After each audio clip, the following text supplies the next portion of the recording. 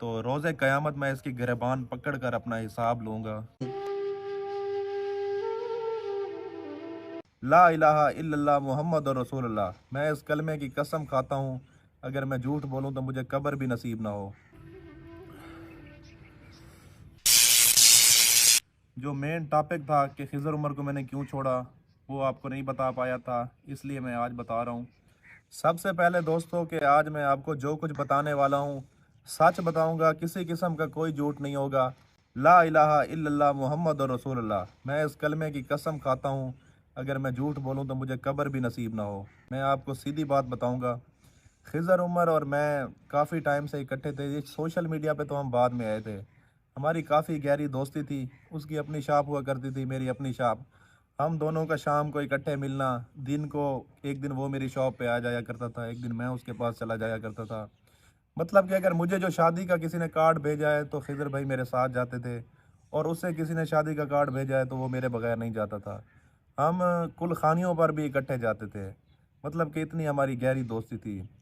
उसके बाद हमें टिकटॉक का शौक़ हुआ करता था, वो भी फ़कत एक फ़ेम हासिल करने के लिए कि यार हम जहाँ पे गए हुए हैं लोग हमें जानते हों। बाकी पैसे कमाने का ना हमें इस चीज़ से कोई पता था, ना ही कोई किसी किस्म का लालच था। उसके बाद दोस्तों हुआ कुछ यूँ, मैं आपका ज़्यादा टाइम वेस्ट नहीं करूँगा, कोशिश कर रहा हूँ कि आसान लफ्ज़ों में आपको बात की भी समझ आ जाए और टाइम भी बच जाए। तो हमने वीडियोस तो टिकटॉक की बनाया करते थे। 2021 में हमारी पहली वीडियो टिकटॉक पर वायरल हुई थी। तब हमारे साथ वसीम लड़का और वो एक मोटा हुआ करता था, मौलवी साहब नहीं होते थे। तो उसके बाद हम लगे रहे टिकटॉक पे, फिर हम यूट्यूब की तरफ आ गए। यूट्यूब से फेसबुक की तरफ आ गए। लेकिन फिर भी यूट्यूब का तो पता था कि यहाँ से अर्निंग होती है। लेकिन हमें फेसबुक का नहीं था पता कि यहाँ से भी अर्निंग होनी है। इसलिए हम वहाँ पे लगे रहे जस्ट फेम के लिए। तो हमें किसी ने बताया कि यार फेसबुक अकाउंट भी मोनेटाइज होते हैं, यहाँ से भी अर्निंग होती है। तो वो हमने मोनेटाइज करा लिया।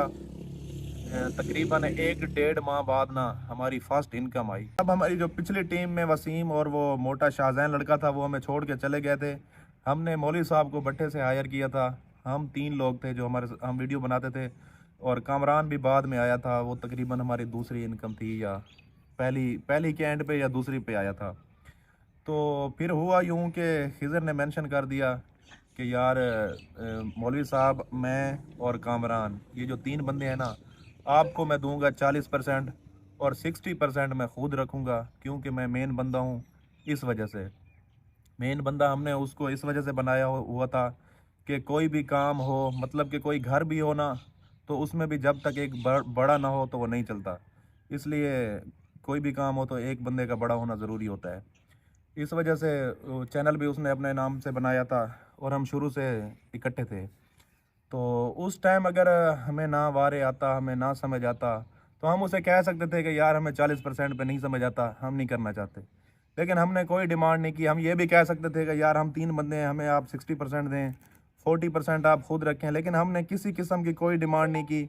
उसे बस ये कहा कि यार तू भाई है, जैसे तुझे बेहतर लगे वैसे कर ले। तो फिर उसके बाद निज़ाम चलता रहा। मतलब कि 1-2 अर्निंग आई, उसने हमें बताया कि यार इतनी आई है, इतने आपके बनते हैं, इतने मेरे बनते हैं। मतलब जैसे था वो हमने डिवाइड किया। उसके बाद निज़ाम चलता रहा। उसने कहा कि यार आप मुझसे ख़र्चा पानी ले लिया करें, आप फजूल खर्ची कर जाते हैं, अगर आपकी सेविंग हो जाएगी तो आप लोगों का अपना ही फ़ायदा है। मैं ये चाहता हूँ कि आगे चल के हम जो भी कारोबार करें, उसने कहा था कि हम कपड़े का एक ब्रांड बनाएंगे। तो वहाँ पे भी जिस तरह हम यहाँ पे 60-40 हैं, तो वहाँ पे भी ऐसे ही 60-40 चलेंगे। तो इस वजह से हमने भी मतलब कि अंधा इतबार किया उस पर, कभी किसी चीज़ की कोई डिमांड नहीं की। जैसे उसने कहा हमने यस किया। उसके बाद दोस्तों हमने एक गाड़ी ली, आल्टो, इस्लामाबाद से, न्यू 0 मीटर। कुछ अरसे बाद निज़ाम चलता रहा तो उसने सिविक ले ली। तो मैंने कहा यार ये आल्टो मैं रख लेता हूँ। मेरी मोबाइल शॉप थी, जैसा कि आप लोग जानते होंगे, शुरू शुरू में आप वीडियोस में देखा करते होंगे। 2022 के छठे माह मैंने दुकान अपनी सेल की थी। कुछ पेमेंट मैंने उसे नेट दी थी, कुछ वो मेरे हिसाब किताब में थे, वो उसको दिए। तो आल्टो गाड़ी मैंने रख ली थी। तो दोस्तों मैं आपको ये बताता चलूँ कि हमारा अपना ना ज़ाती घर नहीं था। तो मेरे घर वाले कहते थे कि यार आपने गाड़ी ली हुई है, आपका अपना घर नहीं है। और लोग भी बातें करते थे, हमारे मोहल्लेदार, जब हम वहाँ से गुजरते थे ना, कि गाड़ियों पे चढ़े हुए हैं, अपने बैठने की इनकी जगह नहीं है। जो हमारा मकान था वो हमारा मतलब कि जैसे वो बाप दादा का होता है ना, हिस्से में था। तो हमारे हिस्से में वहाँ पे तकरीबन 1.5-2 मरले आते थे। तो इस वजह से हम बड़े वहाँ पे तंग थे। तो फिर मैंने गाड़ी सेल की, जो कि खिज़र उमर ने फिर वापस ले ली थी। गाड़ी मैंने सेल करके मकान ले लिया था। तो सारा दिन हम इकट्ठे होते थे, किसी किस्म का कोई फ़र्क नहीं हुआ करता था। अब जो मेन रीज़न थी छोड़ने की, ये जो ईद गुज़री है, छोटी ईद, माह रमज़ान वाला महीना हम इस्लामाबाद रहे थे। वहाँ से हम वापस आए ईद वाला दिन, मैं सारा दिन यहीं पे था। मेरा जो घर था वो डेरे से 1 से 1.5 किलोमीटर दूर था। और वो जो डेरा था वो हमने सोशल मीडिया पे आने से पहले 10-10 मरले के प्लाट लिए थे। और 10 मरले मेरा था, 10 मरले खिज़र उमर का था। तो कुछ अरसे बाद जब पैसे वगैरह आए तो उसने वो प्लाट ले लिया था मुझसे, मुझे उसकी पेमेंट अदा कर दी थी। तो फिर मैं वहाँ पे एट ए टाइम मैं वहाँ पे हुआ करता था, मैं 3 दिन 4 दिन बाद घर जाता था। तो उस दिन ईद वाले दिन हम सारा दिन इकट्ठे थे। शाम को मेरी फैमिली ने मुझे कहा कि ईद का दिन है, आज शाम को आपने हमें बाहर घुमाने के लिए ले जाना है। ईद वाले दिन दोस्तों मगरिब का टाइम था। तो मैंने इसे कहा कि यार मैं सारा दिन ही वहीं था। सुबह मैं ईद नमाज जब पढ़ी घर गया था, उसके बाद मैं सारा दिन डेरे पे था, मैं घर नहीं गया था। तो मैंने कहा कि यार मैंने अपनी फैमिली के साथ जाना है बाहर, तो मैं आल्टो लेके जा रहा हूँ। मैंने यकीन माने फॉर्चूनर मैं ड्राइव करता था, मैंने कभी अपने ज़ाती काम के लिए उसे नहीं लेके गया। तो मैंने आल्टो का कहा, तो इन भाई साहब का जवाब ये था कि गाड़ी अलाउ नहीं है।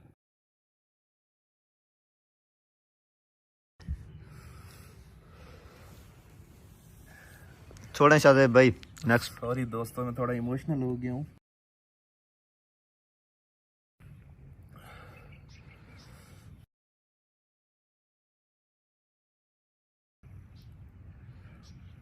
उसके बाद दोस्तों मैंने मेरी फैमिली वाले मुझे कहा करते हैं कि आप इसके साथ हिसाब किताब रखा करो, लेकिन मैंने कभी किसी चीज़ का कोई हिसाब नहीं रखा था। तो अगर मैं उनको ईद वाले दिन ना ले जाता तो वो मुझे फुल बेइज्जत करते। इस वजह से मैंने अपने घर वालों को कोई बात नहीं की। उस दिन मेरा ये माइंड था कि मुझे यहाँ से गाड़ी जैसे मर्जी लेके जानी पड़ेगी, मैं लेके जाऊँगा। इसलिए मैंने थोड़ी मिन्नतजारी करके, उसने कहा कि यार अगर 1 घंटे में वापस आ सकते हो तो ले जाओ। 1 मिनट बाद दोस्तों मैं जैसे तैसे करके वहाँ से गाड़ी ले गया। तो मेरे घर वालों ने ना कहा कि थोड़ा दूर है हमारे घर से चौकाज़म, कि हमें वहाँ ले चलो। तो फिर मैंने उनको झूठ बोला कि यार मैं वहाँ नहीं लेके जा सकता, क्योंकि मैंने थोड़ा काम जाना है। आप इधर लिया से जो कुछ आपने शॉपिंग करनी है कर लें। तो 1 घंटे में मैंने उसको गाड़ी वापस जाके दी। उसने मुझे कहा था कि गाड़ी मुझे खुद ज़रूरत है, मैंने जाना है। तो 1 घंटे में मैं जब, हालांकि फार्चूनर भी खड़ी थी, 1 घंटे बाद जब मैंने वापस जाके दी तो सारी रात 11 बजे तक गाड़ी खड़ी रही है, कहीं कोई नहीं लेके गया। तो उस रात ना, यकीन करें मैं खुदा की कसम खा के कह रहा हूँ, मैं सारी रात सोया नहीं हूँ अरमान से कि यार इस बंदे ने मुझे ऐसे कहा है। मैंने तकरीबन रात के 3-4 बजे इसे मैसेज किया है। मैंने कहा यार मुझे बड़ा अफसोस हुआ है, तूने ऐसा कहा है, तो मुझे ये आपकी बात अच्छी नहीं लगी। तो आगे से मुझे ये था कि यार बंदा उस टाइम हो सकता है किसी और माइंड में हो, उसने मुझे कह दिया हो, लेकिन अब वो कहेगा कि यार शज़ेब सॉरी, मैं उस टाइम और किसी और मूड में था, मैंने आपको कह दिया, मुझे ये लगा था। लेकिन आगे से उसने कहा है तो इसमें मैंने कौन सी गलत बात की है। तो मुझे बहुत अफसोस हुआ।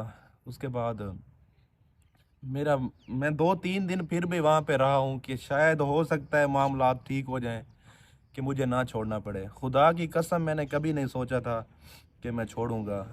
और आप दोस्त ये बात देख लें कि कोई भी बंदा किसी को उसके अरूज पर नहीं छोड़ता। हमेशा जब भी कोई छोड़ के जाता है ना, उसका दोस्त हो जो भी हो, तो उसको उसके ज़वाल के टाइम छोड़ता है। मैंने तो उसको अरूज पे छोड़ा है। तो फिर मैंने 2-3 दिन में वहाँ रहा, लेकिन मेरा ज़मीर मुझे कहता था कि यार या तू अंदर से मुर्दा है या बगैरत है, तू छोड़ दे इसको। तू बेशक अपना कर सकता है तो कर, तुझ में हिम्मत है तो कर, अगर नहीं है तो बेशक ना कर। इसलिए मैं 2-3 दिन मैंने बर्दाश्त किया, लेकिन मुझसे नहीं हो पा रहा था। इसलिए 2-3 दिन बाद मैंने उसे कॉल की कि यार, मैंने जस्ट उसे ये मैसेज लिखा कि मैं रिज़ाइन दे रहा हूँ। उसने कहा क्यों, वजह? मैंने कहा बस कोई वजह नहीं, अल्लाह पाक आपको खुश रखे। उसने मुझसे पूछा कि तू इस टाइम कहाँ है? मैं मेरे हमारे घर के साथ एक अड्डा है, मैं वहाँ पे खड़ा था। मैंने उसे बोला मैं यहाँ खड़ा हूँ, तो वो वहाँ पे मेरे पास आया है, मुझे पिज़्ज़ा शॉप पे लेके गया है, वहाँ पे पिज़्ज़ा मंगवाया है उसने। उसने कहा है कि यार तू क्यों ऐसे क्यों कर रहा है? मैंने फिर जैसे आपको बता रहा हूँ, मैंने उसे सारी बात बताई है, रीज़न बताई है, लेकिन उसने मुझे ये कहा है कि अगर 2-4 दिन तुम छुट्टी कर लो, तुम्हारा दिमाग ठीक हो जाएगा तो वापस आ जाना। तब तक तुम्हारे लिए दरवाजे खुले हैं, जब तक तुम्हारी अपनी वीडियो बन के तुम्हारे पेज पर नहीं लगेगी। जब तुम्हारी एक वीडियो भी बन के लग गई तो फिर तुम्हारे वापसी के दरवाजे बंद हैं, तब तक तुम आ सकते हो। मैंने कहा ठीक हो गया। उसके बाद लेन देन का जो मामला था, तो जब मैंने छुट्टी कर ली थी तो साफ ज़ाहिर मेरा हक बनता था कि मैं उसे कहूँ कि यार हमारा जो लेन देन है वो क्लियर करो। मैंने उसे कहा, उसने कहा मैंने तेरे कौन से पैसे देने हैं, मैंने तेरा 1 रुपया भी नहीं देना। उसके अलावा दोस्तों, कसम खुदा की, मैंने उसे कॉल पे अपने हिसाब किताब के बारे में कहा है ना, उस बंदे ने मुझे माँ बहन की गालियाँ दी हैं, और वापसी जवाब में मैंने उसे एक गाली भी नहीं दी। मैंने उसे इतना कहा है कि अगर तूने कोई भी बात करनी है ना, मेरे सामने बैठ के मेरी आंखों में आंखें डाल के करना, बाद की बात में देखी जाएगी। लेकिन उसके बाद वो मुझे नहीं मिला। हमारे इलाके में एक सरदार हैं, उनको मैंने जाके मामला बताया है। वहाँ पे हमारी पंचायत हुई थी, जहाँ पे हमारी एंडिंग हुई है। तो उस पे उसने कहा है कि यार अगर मैंने इसके देने हैं तो ये कोई एग्रीमेंट स्टाम्प वगैरह ले आए, मुझे दिखाया। अब जहाँ पर इतनी गहरी दोस्ती हो, वहाँ पर बंदा कोई एग्रीमेंट, कोई स्टाम्प, किसी किस्म का कोई चीज़ नहीं होती। तो उस बंदे ने मुझे कहा है कि यार शज़ेब, मुझे पता है कि तू हक पे है, सच बोल रहा है, लेकिन जो पंचायत होती है ना, वो बग़ैर सबूत के किसी के हक में फ़ैसला नहीं दे सकती। अब अगर तू कहे कि ये वाला प्लाट मेरा है, तो मैं तुझे कहूँगा कि मुझे इसके कागज़ दिखा, अगर तेरा है तो इस वजह से उसने कहा कि यार यहाँ पे कुछ नहीं हो सकता, अगर तुम्हारे पास कोई एग्रीमेंट होता तो मैं वो करके देता। तो अब ये जो फ़ैसला है ये हलफ पे वो होगा, अगर तुम हलफ उठा सकते हो। मैंने कहा जी मैं उठा के देता हूँ। तो उसने कहा इसको कि यार खिज़र, तू हलफ उठा के दे सकता है? इसने मेरा तकरीबन 1.25 करोड़ 1.5 करोड़ रुपया देना था। तो इसने कहा जी मैं हलफ उठा के दे सकता हूँ। फिर मैंने कहा ये मौलवी साहब बैठे हैं, 5 वक्त की नमाज़ पढ़ते हैं, माशाल्लाह मुंह पे सुन्नत रसूल है, इनको कहें कि ये हलफ उठा दे। मौलवी साहब ने पहले ना नू की है, फिर इसने कहा यार हमें साइड पे थोड़ा जाने दें, हमने आपस में कोई डिस्कस करनी है। तो ये उसे साइड पे लेकर गया है। तो फिर जब वापसी पे मौलवी साहब ने कहा जी भाई कोई मसला नहीं, मैं भी हलफ उठा के दे देता हूँ। फिर पंचायत वाले ने मुझे कहा है कि शाहज़ेब भाई देखें, आप मामला जो है ना अल्लाह के सुपुर्द कर दें। जो हलफ उठाने वाला होता है और मतलब जो उठवाता है और जो उठाने वाला होता है, दोनों के लिए नुकसानदेह है। मैं यही चाहूँगा कि आप इस मामले में ना पड़ें, अल्लाह पाक बेहतर इंसाफ करेगा। तो इसलिए हमने अल्लाह पर छोड़ दिया। इस बंदे ने वहाँ पे कहा था कि ये मेरा मुलाजिम था, तो इसलिए जो इसका हक बनता था, इसकी तनख्वाह थी, मैं इसको वही देता था। दोस्तों आप मुझे बताएं, जो बंदा किसी के पास ड्यूटी करता है, तनख्वाहदार होता है, वो किसी का बाउंड तो नहीं होता ना। खुदा की कसम, हमें अपने मोबाइल पे टिकटॉक बनाना अलाउ नहीं थी, यूट्यूब चैनल, फेसबुक पेज तो दूर की बात रह गई। तो हम टिकटॉक भी नहीं बना सकते थे। जो किसी का मुलाजिम होता है वो किसी का बाउंड तो नहीं होता ना। तो हमारा पार्टनरशिप वाला हिसाब था। उसके बाद अगर मैं आपका मुलाजिम था, तो एक जो मुलाजिम होता है, मालिक कभी उसको कह सकता है कि एक दिन हम बराबर के अमीर होंगे, जहाँ पर मेरी कोठी होगी साथ वाली तुम्हारी कोठी होगी, जैसी मेरी मेरी गाड़ी होगी वैसे तुम्हारी गाड़ी होगी, अगर सेविंग करते रहोगे तो। जब नौकर और मालिक वाली बात आ जाती है, तो फिर मालिक के बराबर नौकर तो कभी नहीं हो सकता ना। तो फिर ऐसी बातें तो फिर उसको नहीं करनी चाहिए थी ना। उसके बाद दोस्तों मैं आपको एक और बात बताना चाहूँगा।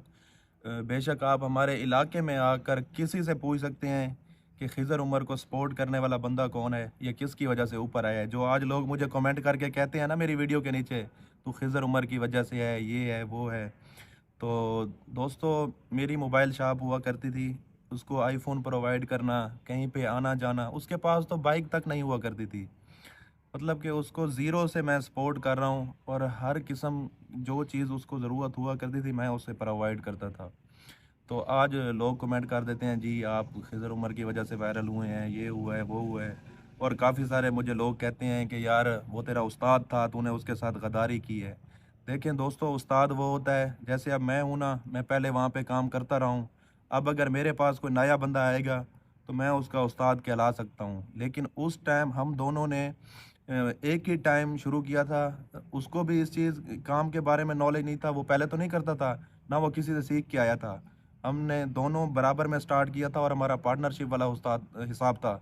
इस वजह से ना वो मेरा उस्ताद बनता है, ना मैं उसका उस्ताद बनता हूँ। और उसके अलावा दोस्तों, जो हमारे आखिरी दिन गुजरे हैं ना, आखिरी दिनों में खुदा की कसम खा के कहता हूँ कि वो बंदा इतना मगरूर हो गया था हमारे साथ। हमारे ना, मैं आपको एक बात बताऊँ, पूरे घर की आदत है कि हम अगर घर से बाहर निकले हैं ना, तो जब वापस एंटर होंगे हम पूरे घर को सलाम करते हैं। तो डेरे से जब मैं बाहर जाता था तो वापसी पे आके वही जो मेरी आदत थी, मेरी घर की रूटीन थी, मैं वहाँ पे सलाम किया करता था। तो एक दिन मैंने ऐसे हाथ मिला के सलाम किया, इसने ऐसे 2 उँगलियाँ टच हुई हैं, इसने हाथ पीछे ले लिया है और इसने बदले में मुझे कहा है कि भाईजान, मुँह से अस्सलामु अलैकुम कहने से भी सलाम हो जाता है। ये लाज़मी नहीं है कि आप बार-बार जब जहाँ से आते हैं फिर आप सलाम करने लग जाते हैं। अगर आपको ज़्यादा वो है तो आप वो कर दिया करें, मुँह से अस्सलामु अलैकुम कह दिया करें, ये तकल्लुफ़ बार-बार ना किया करें। उसके अलावा दोस्तों, जो बंदा भी इंटरव्यू लेने आता है तो उसको वो ये कहता है कि यार मेरे साथ पहले वो वसीम हुआ करता था, मोटा हुआ करता था, उसके बाद मौलवी आ गया। उस बंदे ने मेरा ज़िक्र कभी नहीं किया, ना ही इस चीज़ को मुनासिब समझा कि वो मेरा ज़िक्र करे। आप लोग जाएँ, उसका टिकटॉक अकाउंट खोलें, उसका फेसबुक पेज खोलें, जाके पहली वीडियो पे देखें, पहली वीडियो से कौन बंदा उसके साथ है। जो बंदा उसके साथ है, उसका कभी उसने नाम लेना गवारा नहीं किया। आप आएँ जिस मार्केट में वो काम करता था, वहाँ से आप पता करें कि यार ये बंदा इसके साथ कब से है और इसको सपोर्ट करने वाला कौन है, तो आपको सब पता चल जाएगा। इसके अलावा दोस्तों, मैं आपको एक मेन लॉजिक की बात बताता हूँ। जब मैंने छुट्टी की थी ना, मैंने खुद रिज़ाइन दिया था। अक्सर लोग कमेंट करते हैं कि खिज़र उमर ने आपको निकाल दिया, ये वो। कोई उसने मुझे नहीं निकाला। उसका जो हमारे साथ जो मिस्टर केबी, जिसने अब चैनल बनाया हुआ है, कामरान बारहवीं, वो खिज़र उमर का बहनोई है। इसका एक ही बहनोई है और इसकी एक ही सिस्टर है। और वैसे भी वो रिश्ते में इसका कज़न है। तो उसको इसने खुद ही निकाला है। आप यहाँ से अंदाज़ा लगाएँ, आप खुद इंसाफ़ करें कि उसके पास V8 डाले, फ़लाँ ये वो, बड़ी-बड़ी गाड़ियाँ हैं, लेकिन उसका जो बहनोई है, वो मेरे साथ वीडियोज़ बनाता है, आपने देखा होगा। और अभी रिसेंटली मेरी काली वीडियो अपलोड हुई है, उसमें भी वो था। तो मतलब कि वो मेरे साथ होता है। अगर ये बंदा हक़ पे होता, सच पे होता, तो इसके घर का बंदा तो इसके साथ होता ना, वो तो मेरे साथ ना होता। दोस्तों, मुसलमान होने के नाते मैंने जो कुछ भी कहा है, कलमा भर के कहा है, इसमें किसी किस्म का मैंने झूठ नहीं बोला। और आपको ये बताता चलूँ कि इस बंदे ने अभी भी मेरा तकरीबन 1.5 करोड़ रुपया देना है और मैं इसे माफ़ नहीं करूँगा। ना इस जान करूँगा, ना उस जान। मैंने अल्लाह पाक पे फ़ैसला छोड़ा हुआ है, तो रोज़े क़यामत मैं इसकी गिरबान पकड़ कर अपना हिसाब लूँगा। कोई मसला नहीं, अगर इस दुनिया में मुझे इंसाफ़ नहीं मिला तो कोई मसला नहीं, लेकिन एक दिन मैं इससे अपना हिसाब ज़रूर लूँगा।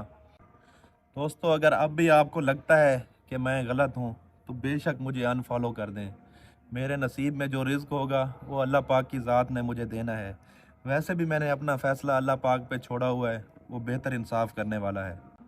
और इसके अलावा आखिरी बात दोस्तों, अगर आप लोगों को अब भी लगता है कि मैं झूठ बोल रहा हूँ, तो आप में से कोई बेशक उसके पास चला जाए और उसे जाकर कहे कि शाहज़ेब ने जो-जो बातें की हैं, अगर वो बंदा कलमा भर के कह दे कि मैंने किसी भी किस्म का कोई झूठ बोला है, तो आप लोग जो मर्ज़ी चाहें मुझे सज़ा दे सकते हैं।